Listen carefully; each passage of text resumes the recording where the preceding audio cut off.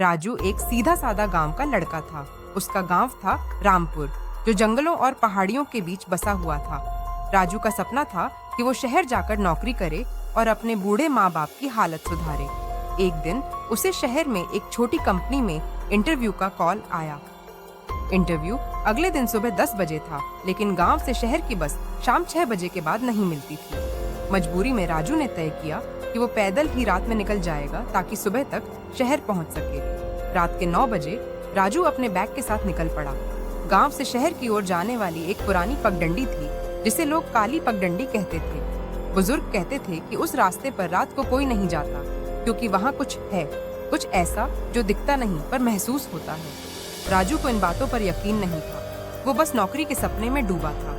चलते चलते करीब 1 घंटा हुआ होगा, आसपास घना जंगल शुरू हो गया। चांदनी रात थी, लेकिन पगडंडी इतनी संकरी थी कि पेड़ों की छाया ने हर चीज को धुंधला कर दिया था।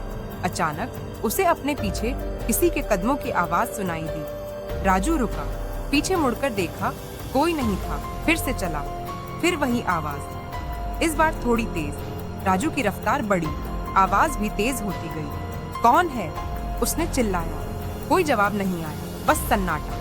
थोड़ी दूर चलकर उसे एक औरत दिखाई दी, सफेद साड़ी में, सिर झुका हुआ, बाल खुले हुए, और वो रास्ते के बीचों बीच खड़ी थी। राजू के पांव वहीं जम गए।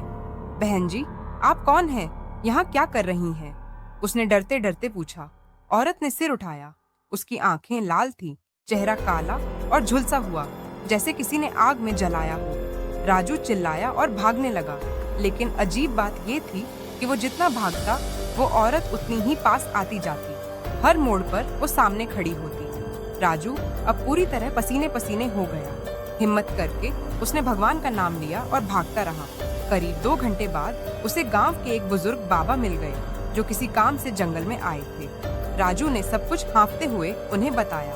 बाबा ने तुरंत उसे काला धागा दिया और कहा, बेटा, वो आत्मा है सीता की। सालों पहले उसका बलात्कार कर उसे इसी जंगल में मार दिया गया था। उसकी आत्मा अब भटकती है और हर रात इसी रास्ते पर निकलती है। राजू को गांव वापस ले जाया गया।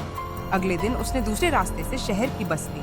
अब वो कभी भी अकेले उस पगडंडी से नहीं जाता। और गांव के लोग आज भी कहते हैं, अगर रात को किसी सफेद साड़ी वाली औरत को देखो तो बिना पीछे देखे दौड़ लगाओ।